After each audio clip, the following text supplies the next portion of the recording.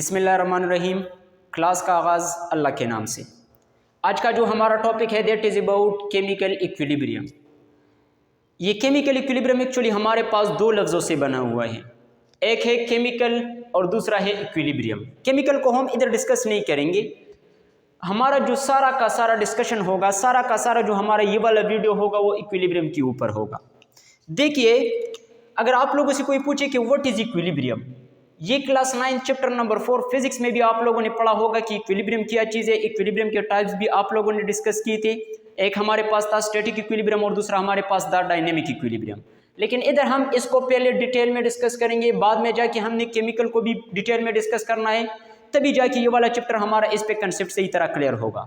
इधर देख ले, सपोज फॉर एग्जाम्पल मैं इधर एक बॉक्स उठा लेता हूँ। सपोज ये मेरे पास क्या चीज़ है, ये मेरे पास है एक बॉक्स।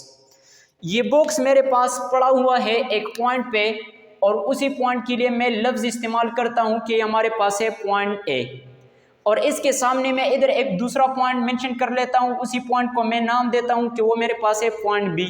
मैं क्या करता हूँ, इसी वाले बॉक्स पे मैं इस साइड से फोर्स लगा लेता हूँ। अभी फोर्स क्या चीज़ है, किसी चीज़ को धक्का देना, उसको फोर्स कहते हैं।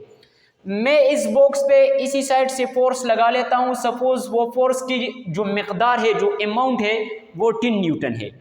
तो जब मैं फोर्स इसी बॉक्स पे लगाऊंगा तो ये वाला जो बॉक्स है ये पॉइंट ए से मूवमेंट शुरू करेगा टुवर्ड पॉइंट बी।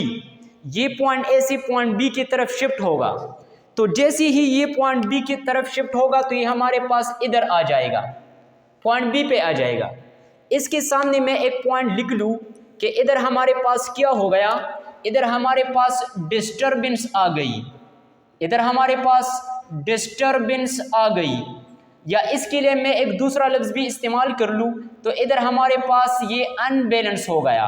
क्या हो गया, अनबैलेंस हो गया। इधर एक पॉइंट क्लियर कर दूँ कि जब भी कोई चीज़ एक पॉइंट से दूसरे पॉइंट पे शिफ्ट हो जाए तो उसके लिए हम लफ्ज़ इस्तेमाल करते हैं डिस्टर्ब, या दूसरा हम लफ्ज़ इस्तेमाल करते हैं अनबैलेंस। तो इधर भी यही सेम सिचुएशन आ गई कि ये वाला जो बॉक्स है ये पॉइंट ए से पॉइंट बी की तरफ शिफ्ट हो गई। तो इधर मैंने इसके सामने लिख लिया कि इसने पॉइंट को चेंज किया, इस बॉडी ने, इस ऑब्जेक्ट ने पॉइंट्स को चेंज किया। तो पॉइंट के चेंज करने की वजह से मैं इसके सामने मैंने लिख लिया कि ये हमारे पास डिस्टर्ब हो गया, ये हमारे पास क्या हो गया, ये हमारे पास अनबैलेंस हो गया। मैं क्या करता हूं, मैं एक दूसरा बॉक्स उठा लेता हूं कि सपोज ये फॉर एग्जांपल मेरे पास है दूसरा बॉक्स, और ये दूसरा बॉक्स मेरे पास एक पॉइंट पे मौजूद है, और ये वाला जो मेरे पास पॉइंट है ये मेरे पास है सपोज पॉइंट ए। बिल्कुल सेम उसी तरह मैं इधर मेंशन कर लेता हूं कि ये मेरे पास है पॉइंट बी, और ये मेरे पास है फॉर एग्जांपल पॉइंट सी। अभी मैं क्या करता हूं, यहां पे भी फोर्स लगा लेता हूं, उधर भी मैंने फोर्स लगा लिया, यहां पे भी फोर्स लगाता हूं, उधर मैंने एक साइड पे फोर्स लगा दिया तो मेरे पास डिस्टर्बेंस आ गई। इधर मैं क्या करता हूं, मैं एक साइड से फोर्स नहीं लगाता, मैं दोनों साइड से फोर्स लगाता हूं। सपोज इधर से मैंने 20 न्यूटन फोर्स लगा लिया, और फॉर एग्जांपल इसी साइड से भी मैंने 20 न्यूटन फोर्स लगा लिया। तो अभी हमारे पास क्या होता है, जब एक तरफ से हम फोर्स लगाते हैं तो ये पॉइंट को चेंज करते हैं, ये डिस्टर्ब होता है, ये अनबैलेंस होता है। जब हम दोनों तरफ से फोर्स लगाते हैं और सेम अमाउंट ऑफ फोर्स लगाते हैं तो हमारे पास ये डिस्टर्ब न होगा, ये न पॉइंट बी की तरफ जाएगा न पॉइंट सी की तरफ आएगा, बल्कि ये अपने ही पॉइंट पे रहेगा। मतलब कि ये पॉइंट ए पे मौजूद है और उसके बाद फोर्स लगाने के बाद भी ये पॉइंट ए पे भी मौजूद रहेगा। तो मैं इधर इसके सामने लिख लूँगा कि अब हमारे पास क्या हो गया, ये हमारे पास अनडिस्टर्ब हो गया। कैसे अनडिस्टर्ब हो गया, डिस्टर्ब जब पॉइंट चेंज हो जाए तो डिस्टर्ब, पॉइंट चेंज न हो जाए तो उसके लिए हम लफ्ज़ इस्तेमाल करते हैं अनडिस्टर्ब, या उसके लिए हम दूसरा लफ्ज़ इस्तेमाल करते हैं बैलेंस। ये पॉइंट क्लियर हो गई। अब इधर देख ले, मैं इधर से इक्विलिब्रियम का डिफिनीशन लिखवा लेता हूँ। ये वाला मेरे पास इस ऑब्जेक्ट का एक स्टेट आ गया, एक हालत आ गया जहाँ पे ये बॉडी, ये ऑब्जेक्ट डिस्टर्ब हो रहा है। यहाँ पर मेरे पास इस ऑब्जेक्ट के लिए एक स्टेट आ गया, एक हालत आ गया जहाँ पे ये अनडिस्टर्ब है, मतलब कि ये बैलेंस है, ये अपने पॉइंट को चेंज नहीं कर रहा। तो इधर इस स्टेट से मैं इक्विलिब्रियम का डिफिनीशन लिखवा लेता हूँ। मैं लिख सकता हूँ इधर कि हमारे पास इक्विलिब्रियम क्या चीज़ है, ये मेरे पास एक स्टेट है, डी स्टेट, ये हमारे पास एक स्टेट है। कौन सा स्टेट है, द स्टेट ऑफ बैलेंस, ये वो वाला हालत है, इक्विलिब्रियम वो वाला हालत है, वो वाला स्टेट है जहाँ पे कोई बॉडी हमारे पास बैलेंस हो जाए, जहाँ पे कोई बॉडी हमारे पास अनडिस्टर्ब हो जाए। तो ऐसे स्टेट के लिए हमने लफ्ज़ इस्तेमाल करना है इक्विलिब्रियम। तो मैं इधर ये जो मैंने उर्दू में अल्फाज बता दी उनको मैं इंग्लिश में कन्वर्ट कर लेता हूँ और लिख लेता हूँ कि मेरे पास क्या चीज़ है, ये इक्विलिब्रियम की का डिफिनीशन है मेरे पास। तो मैं लिख लेता हूँ कि द स्टेट ऑफ बैलेंस, क्या चीज़ बेटा, the state of balance is called equilibrium, is called equilibrium. जब भी हमारे पास कोई बॉडी ऐसे स्टेट में आ जाए जहाँ पे वो हमारे पास क्या हो, वो हमारे पास बैलेंस हो, मतलब कि अनडिस्टर्ब हो, तो ऐसे स्टेट के लिए हमने लफ्ज़ इस्तेमाल करना है, क्या चीज़, इक्विलिब्रियम लफ्ज़ इस्तेमाल करना है। अभी हमारे पास इक्विलिब्रियम के दो टाइप्स है, कितने टाइप्स है, दो। एक हमारे पास जो इसके अंदर टाइप आता है दैट इज स्टैटिक इक्विलिब्रियम। कौन सा इक्विलिब्रियम, स्टैटिक इक्विलिब्रियम। एक जो हमारे पास इक्विलिब्रियम का टाइप आता है दैट इज हमारे पास है स्टैटिक इक्विलिब्रियम, और दूसरा हमारे पास जो टाइप आता है दैट इज डायनेमिक इक्विलिब्रियम। मैं इधर मेंशन कर लेता हूं कि एक जो हमारे पास टाइप आता है वो हमारे पास आता है स्टैटिक इक्विलिब्रियम, स्टैटिक इक्विलिब्रियम, और जो हमारे पास दूसरा टाइप आता है that is dynamic equilibrium. Two types of equilibrium, static equilibrium and dynamic equilibrium. इधर देख लिए, ये स्टैटिक इक्विलिब्रियम को अगर हम गौर से देख लें तो ये हमारे पास दो लफ्ज़ों से बना हुआ है, एक है स्टैटिक और दूसरा है इक्विलिब्रियम। ये जो डायनेमिक इक्विलिब्रियम है इनको भी अगर हम देख ले तो ये हमारे पास दो लफ्ज़ों से बना हुआ है, एक है डायनेमिक और दूसरा है इक्विलिब्रियम। ये इक्विलिब्रियम वाला पॉइंट तो हमारे पास क्लियर हो गया कि द स्टेट ऑफ बैलेंस, जब भी कोई बॉडी बैलेंस हो जाए तो उसी स्टेट के लिए हम लफ्ज़ इस्तेमाल करते हैं इक्विलिब्रियम। इधर मैंने एक वर्ड ऐड कर दी, इधर भी मैंने एक वर्ड इक्विलिब्रियम के साथ ऐड कर दी। इधर जो मैंने वर्ड ऐड कर दी ये मेरे पास है स्टैटिक, क्या चीज़ है, ये मेरे पास है स्टैटिक। अगर आप लोगों से कोई पूछे कि what is mean by static, तो स्टैटिक का मतलब है रेस्ट। स्टैटिक का जो अपना मतलब है, अपना जो इसकी कमानी है वो हमारे पास है रेस्ट। और हमारे पास इधर जो ये लफ्ज़ मैंने ऐड किया है ये मेरे पास है डायनेमिक। ये मेरे पास जो वर्ड मैंने इस्तेमाल किया है मैंने इसके साथ इक्विलिब्रियम के साथ ऐड किया हुआ है, तो ये हमारे पास है डायनेमिक, और डायनेमिक का जो अपना मतलब है that is motion, that is motion. तो हमारे पास स्टैटिक इक्विलिब्रियम का क्या मतलब बन गया और डायनेमिक इक्विलिब्रियम का। इक्विलिब्रियम तो ये स्टेट ऑफ बैलेंस को कहते हैं, स्टैटिक ये रेस्ट को कहते हैं, इक्विलिब्रियम ये बैलेंस स्टेट को कहते हैं, और डायनेमिक ये मोशन को कहते हैं। तो यहाँ से स्टैटिक इक्विलिब्रियम का मतलब बन गया कि जब भी किसी बॉडी के अंदर इक्विलिब्रियम आ जाए, इक्विलिब्रियम आने के बाद अगर वो बॉडी रेस्ट में आ जाए, सपोज फॉर एग्जांपल ये मेरे पास एक मार्कर है, ये मार्कर मैंने इस तरह पकड़ा है, ये मार्कर अभी मेरे पास ऐसे स्टेट पे मौजूद है जहाँ पे ये अनडिस्टर्ब है, जहाँ पे ये बैलेंस है, तो इसी मार्कर के इसी स्टेट को मैं कहूँगा कि ये मेरे पास है इक्विलिब्रियम। अभी अगर आप लोग देख ले इस पे, तो इक्विलिब्रियम अटेन होने के बाद ये बॉडी अभी मोशन में है या रेस्ट में है, जाहिर बात है ये मेरे पास क्या है, ये रेस्ट में है। तो जब भी किसी बॉडी के अंदर इक्विलिब्रियम आ जाए, इक्विलिब्रियम आने के बाद अगर वो बॉडी रेस्ट में हो तो ऐसे इक्विलिब्रियम के लिए मैंने लफ्ज़ इस्तेमाल करना है स्टैटिक इक्विलिब्रियम। इधर से देख ले, मैंने ये पॉइंट लिया था, पॉइंट ए, इसी पे मैंने एक बॉक्स उठा लिया था, बॉक्स पे जब मैंने इसी साइड से भी फोर्स लगा लिया, इसी साइड से भी फोर्स लगा लिया, तो मेरे पास ये बॉक्स क्या हो गया, ये मेरे पास अनडिस्टर्ब हो गया, ये मेरे पास बैलेंस हो गया। तो इस बॉक्स का ये वाला जो स्टेट है जहाँ पे ये बैलेंस है, ये मेरे पास क्या चीज़ है, ये तो इक्विलिब्रियम है। लेकिन इधर अगर हम गौर कर ले तो इस बॉक्स के अंदर जब इक्विलिब्रियम आ गई तो इक्विलिब्रियम आने के बाद ये बॉक्स मोशन नहीं कर रहा बल्कि मेरे पास रेस्ट में है। तो जब भी किसी बॉडी के अंदर इक्विलिब्रियम आ जाए, इक्विलिब्रियम आने के बाद अगर वो बॉडी रेस्ट में आ जाए तो हमारे पास कौन सा है, वो हमारे पास है स्टैटिक इक्विलिब्रियम। मैं सपोज फॉर एग्जांपल इधर इसका डिफिनेशन लिखवा लूँ तो मैं लिख लूँगा कि द टाइप ऑफ इक्विलिब्रियम, ये इक्विलिब्रियम का वो वाला टाइप है, द टाइप ऑफ इक्विलिब्रियम। चूंकि ये इक्विलिब्रियम का टाइप है तो मैं इसी वजह से इधर लिख रहा हूँ कि the type of equilibrium where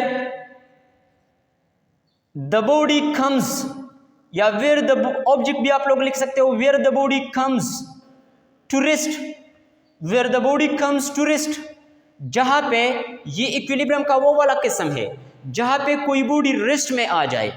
the type of equilibrium where the body comes to rest after, क्या चीज, after attaining the equilibrium, after attaining the equilibrium, equilibrium attain करने के बाद अगर वो बॉडी रेस्ट में आ जाए तो ऐसे इक्विलिब्रियम के लिए मैं लफ्ज इस्तेमाल करूंगा static equilibrium. The type of equilibrium where the body comes to rest after attaining the equilibrium, after attaining the equilibrium is called static equilibrium, after the attaining equilibrium is called static equilibrium, उसको हम static equilibrium कहेंगे।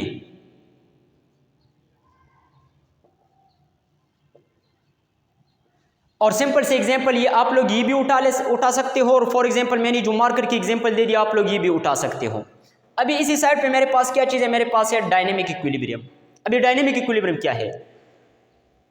Dynamic equilibrium ये equilibrium का वो वाला type है जब भी किसी बॉडी के अंदर इक्विलिब्रियम आ जाए, इक्विलिब्रियम आने के बाद अगर वो बॉडी मेरे पास फिर भी मोशन करे, फिर भी मोशन में रहे, तो ऐसे इक्विलिब्रियम के लिए मैं लफ्ज़ इस्तेमाल करूंगा डायनेमिक इक्विलिब्रियम। मैं इधर डिफिनेशन लिखवा लेता हूं, फिर मैं एग्जांपल से भी क्लियर करवाता हूं। इधर देख लिए, मैं लिख लेता हूं कि ये भी हमारे पास ये डायनेमिक इक्विलिब्रियम, ये भी हमारे पास द टाइप ऑफ इक्विलिब्रियम है, ये भी इक्विलिब्रियम का एक क्या है, एक किस्म है। तो मैं लिख सकता हूं कि द टाइप ऑफ इक्विलिब्रियम, कि ये भी इक्विलिब्रियम का एक टाइप है।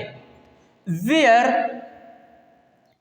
द बॉडी, जहां पे बॉडी क्या करे, where the body remain at motion, where the body remain at motion, जहाँ पे वो बॉडी मोशन में ही रहे।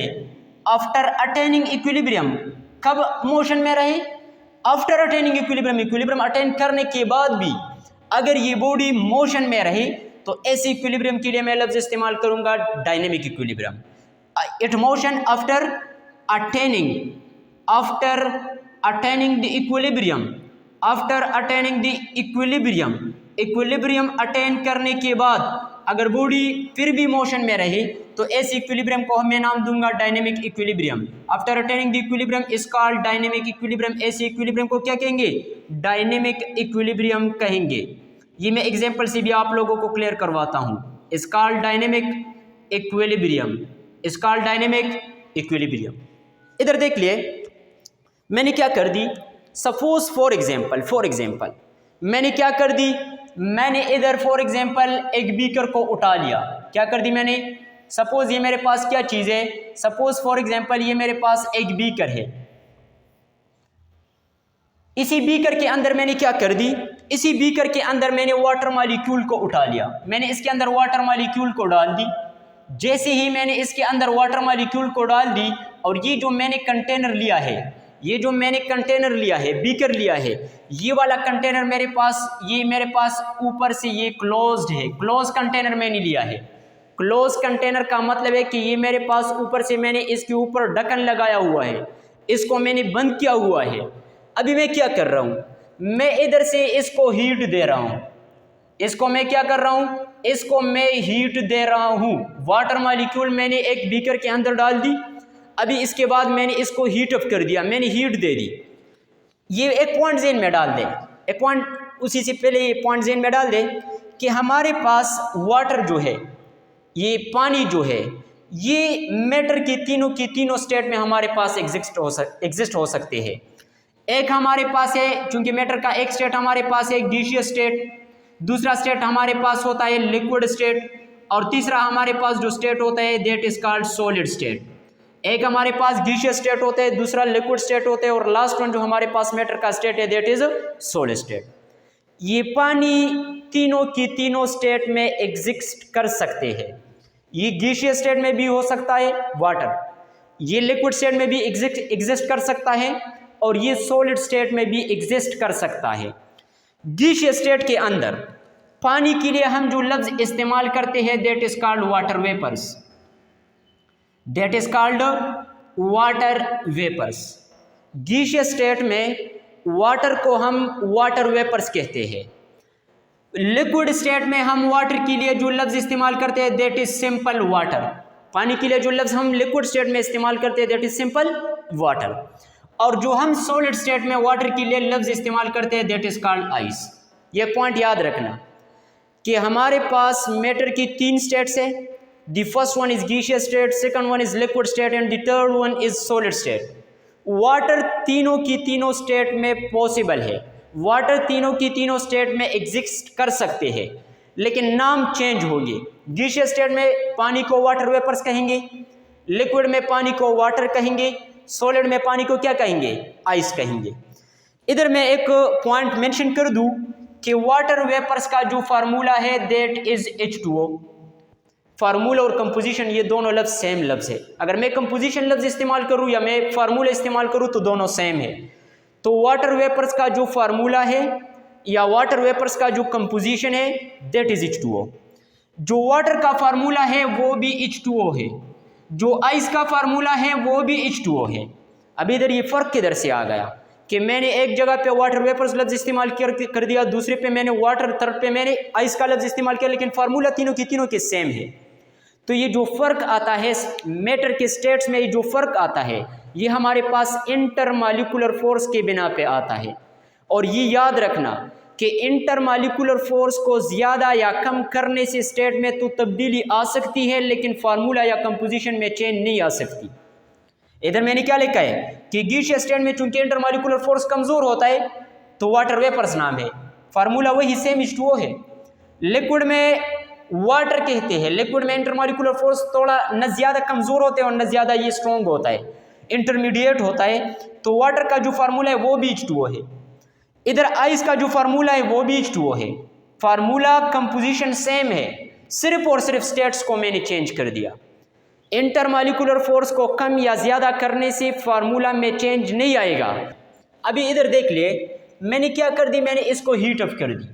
जैसे ही मैंने इसको हीट अप कर दी, हीट अप करने के बाद हमारे पास क्या होता है, क्योंकि हमारे पास हीट क्या होता है, heat is a form of energy. मेरे पास एनर्जी का एक किस्म है, heat is a form of energy, energy का एक शक्ल है। तो जैसे ही मैंने इसको हीट अप कर दिया तो ये वाला मॉलिक्यूल, अभी मैंने जो ये मॉलिक्यूल उठाई है, ये मॉलिक्यूल मेरे पास कौन से मॉलिक्यूल है, ये मेरे पास है वाटर मॉलिक्यूल। और वाटर मॉलिक्यूल का जो हमारे पास फार्मूला है दैट इज H2O। मैं इधर लिख लेता हूँ, सपोज फॉर एग्जाम्पल मेरे पास ये वाटर की जो मॉलिक्यूल्स मैंने मेंशन की है वो तकरीबन मैंने 80 मॉलिक्यूल्स उठा ली है। ये ज़्यादा भी हो सकते हैं, कम भी हो सकते हैं, लेकिन मैंने बस फर्ज करे मैंने 80 मॉलिक्यूल इसके सामने लिख ली कि मेरे पास बस 80 मॉलिक्यूल है। अभी क्या होता है, जैसे ही मैं इसको हीट अप करूँगा तो ये वाला मॉलिक्यूल ये इधर लिक्विड से चेंज होगा गैसियस फॉर्म में। एनर्जी देने से इन दोनों मॉलिक्यूल के दरमियान, ये वाला मॉलिक्यूल इस वाले मॉलिक्यूल के दरमियान जो इंटरमॉलिक्यूलर फोर्स है वो तो कम हो जाएगा। जैसे इंटरमॉलिक्यूलर फोर्स कमज़ोर हो जाएगा तो ये वाला मॉलिक्यूल ऊपर की तरफ शिफ्ट होगा। और मैं लिख लेता हूँ कि ये वाला मॉलिक्यूल जो ऊपर की तरफ शिफ्ट हो गया वो ये वाला मॉलिक्यूल है। अभी ये वाला मॉलिक्यूल भी एनर्जी लेगा तो ये ऊपर की तरफ शिफ्ट होगा। ये वाला मॉलिक्यूल भी फॉर एग्जांपल एनर्जी लेगा तो ये ऊपर की तरफ शिफ्ट होगा।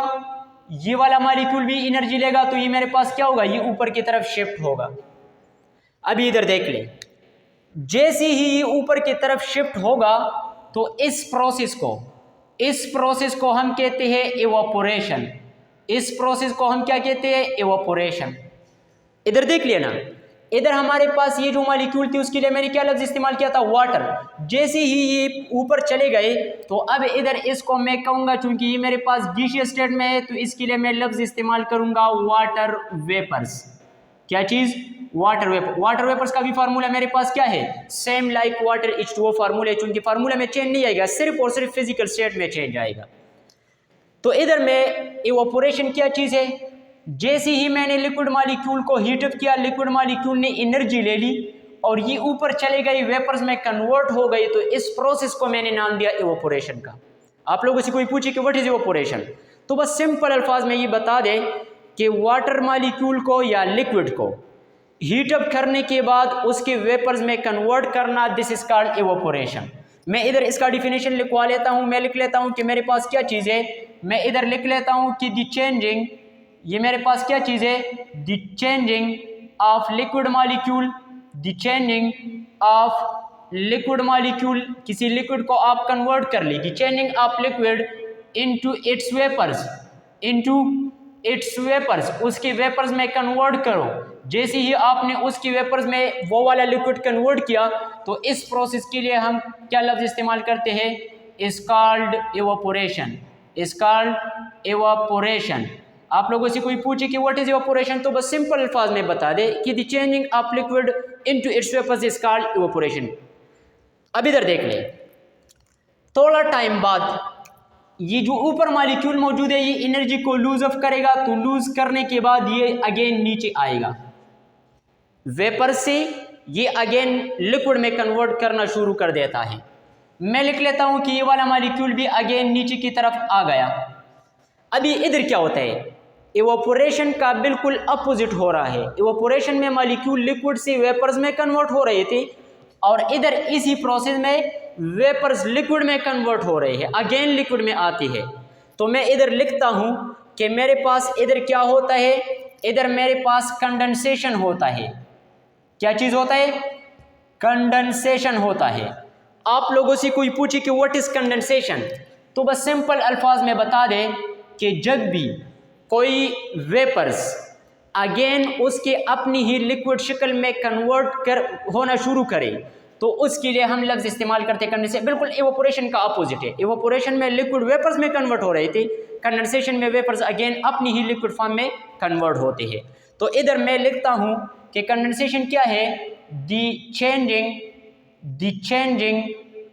Changing of vapours, the changing of vapours again दोबारा, again the changing of vapours again into its liquid, again into its liquid, दोबारा अपनी लिक्विड स्टेट में कन्वर्ट होना is called condensation। उसको हम क्या कहते हैं? is called condensation। the changing of vapors again into its liquid is called condensation। अभी इधर देख ले, मैंने क्या लिखा है? मैंने लिखा है कि मेरे पास ये वाटर की जो मॉलिक्यूल्स थे वो मेरे पास तकरीबन 80 मॉलिक्यूल थे। अभी क्या हो गया? 80 मॉलिक्यूल में से 4 मॉलिक्यूल ये ऊपर शिफ्ट हो गए। तो मैं इधर लिख सकता हूं कि मेरे पास कितने आ गए? मेरे पास इधर से 4 रिमूव हो गए, 4 माइनस हो गए। इधर से 4 माइनस हो गई, वो 4 ऊपर चले गए। तो मैं इधर लिखता हूं कि मेरे पास ऊपर पहले मॉलिक्यूल्स की तादाद वो 0 थी। मॉलिक्यूल की तादाद कितनी थी? वो 0 थी। अभी मेरे पास क्या होता है कि मेरे पास जब 4 मॉलिक्यूल ऊपर चले गए तो मेरे पास 4 ऊपर वाले के साथ एड अप हो गई, तो मेरे पास टोटल कितने बन गए? 4 मॉलिक्यूल। इधर से मेरे पास 80 से 4 माइनस हो गए तो मेरे पास कितने रह गए? 76 मॉलिक्यूल। अभी इधर देख लिए, मैं लिखता हूं कि ये वाला मॉलिक्यूल भी ये नीचे की तरफ आता है, ये वाला मॉलिक्यूल भी क्या होता है? नीचे की तरफ। इधर हमारे पास एक प्रोसेस शुरू हो जाता है कि 4 मॉलिक्यूल नीचे की तरफ आते हैं तो 4 मॉलिक्यूल लिक्विड से ऊपर की तरफ चलते हैं। 4 मॉलिक्यूल ऊपर से नीचे की तरफ तो ये 4 मॉलिक्यूल नीचे से ऊपर की तरफ। मतलब कि 4 मॉलिक्यूल इवापोरेट्स होते हैं और 4 मॉलिक्यूल बिल्कुल उसी वक्त 4 मॉलिक्यूल नीचे की तरफ कंडेंस होते हैं। तो इधर मैं लिख सकता हूं कि जैसे ही इधर से 4 मॉलिक्यूल इवापोरेट हो गई तो मेरे पास नीचे 76 मॉलिक्यूल रह गए। तो वो 4 मॉलिक्यूल तो ऊपर चले गए। अभी 4 मॉलिक्यूल अगेन कंडेंस हो रहे हैं। तो 4 मॉलिक्यूल जब कंडेंस हो रहे थे तो वो मेरे पास इधर एड अप होगा, वो चूंकि नीचे आएगा ना, जैसे ही मॉलिक्यूल कंडेंस होगा तो वो नीचे आएगा। तो जैसे ही 4 मॉलिक्यूल नीचे आ गए तो मेरे पास टोटल कितने मॉलिक्यूल बन गए? 80 मॉलिक्यूल। और इधर मेरे पास क्या हो गए? मेरे पास 4 मॉलिक्यूल माइनस हो गई तो मेरे पास कितने रह गए? 0 मॉलिक्यूल। अब इधर देख ले, पहले मॉलिक्यूल कितने थे नीचे? 80। बाद में कितने मॉलिक्यूल है? 80। पहले ऊपर मॉलिक्यूल कितने थे? 0। बाद में ऊपर मॉलिक्यूल कितने? 0। जब भी with the passage of time concentration में कोई चेंज ना आ जाए तो ऐसे कंसंट्रेशन के लिए, ऐसी मकदार के लिए हमने लफ्ज़ इस्तेमाल करना है कांस्टेंट कंसंट्रेशन। इसको मैं कहूँगा कि मेरे पास क्या चीज़ है? ये मेरे पास है constant concentration. Constant concentration, concentration मकदार को कहते हैं, तादाद को कहते हैं। जब भी टाइम गुजरने के साथ साथ तादाद में कोई चेंज ना आ जाए बल्कि बिल्कुल ये सेम ही रह जाए तो ऐसे कंसंट्रेशन को हम कहते हैं कांस्टेंट कंसंट्रेशन। इधर देख ले, पहले कितने थे? 80। बाद में कितने? 80। पहले कितने? 0। बाद में कितने? 0।